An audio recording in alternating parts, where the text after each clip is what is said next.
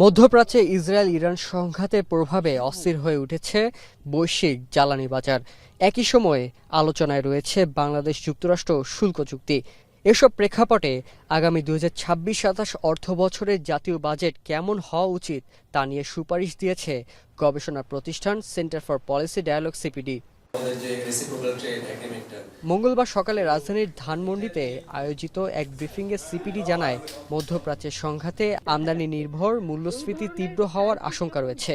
এ পরিস্থিতিতে ভোক্তা পর্যায়ে চাপ কমাতে আমদানিকৃত জ্বালানি পণ্যে কর পুনর্বিবেচনা এবং এলপিজি আমদানিতে 2% অগ্রিম কর ছাড় অব্যাহত রাখার সুপারিশ করা হয়েছে। সংস্থাটি আরও বলছে, জ্বালানি নিরাপত্তা নিশ্চিত করতে আমদানির উৎসে বৈচিত্র্য আনা, স্পট মার্কেট থেকে এলএনজি কেনা এবং নবায়নযোগ্য জ্বালানিতে বিনিয়োগ বাড়ানো জরুরি। গরমে দাপাদাপি ঘরের চালের স্থায়ী সমাধান আনোয়ার সিমেন্ট শীট। দেশীয় কয়লা অনুসন্ধান পরিকল্পনা স্থগিত করা, উন্নয়ন প্রকল্পে কয়লা ভিত্তিক বিদ্যুৎ কেন্দ্র অন্তর্ভুক্ত না করা এবং নবায়নযোগ্য জ্বালানি অগ্রাধিকার দেওয়া। তারপরে নবায়নযোগ্য জ্বালানি সরঞ্জামে যে উচ্চ শুল্ক রয়েছে সেটাও কিন্তু একটা বাধা। সৌর প্যানেল, উইন্ড টারবাইন এবং ব্যাটারি আমদানিতে কর কমানো, ভ্যাট 15% থেকে 10% কমিয়ে আনা। বাংলাদেশ যুক্তরাষ্ট্র শুল্ক চুক্তি নিয়েও উদ্বেগ প্রকাশ করে সিপিডি বলেছে, যুক্তরাষ্ট্রের আরোপিত কিছু শুল্ক নিয়ে নিজ দেশেই আইনি বিতর্ক ছিল এবং বিষয়টি আন্তর্জাতিক বাণিজ্য সংস্থার নিয়মের সঙ্গেও সাংঘর্ষিক হতে পারে।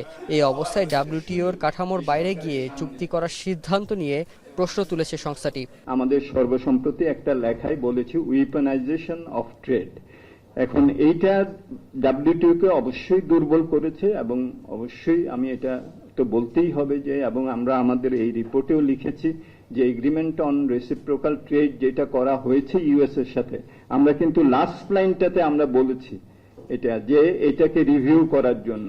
অন্যদিকে সরকারের প্রস্তাবিত ফ্যামিলি কার্ড কর্মসূচি নিয়েও বিশ্লেষণ দিয়েছে সিপিডি।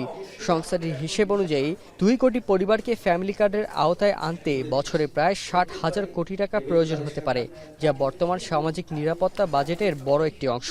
সিপিডির মতে, বৈশ্বিক অস্থিরতার এই সময়ে বাস্তবসম্মত পরিকল্পনা ও অর্থনৈতিক ঝুঁকি বিবেচনায় রেখেই প্রণয়ন করতে হবে আগামী অর্থ বছরের জাতীয় বাজেট। এটা বড় ধরনের চাপ সৃষ্টি করবে না। শাহরিয়ার জামান পুলক, এখন, ঢাকা।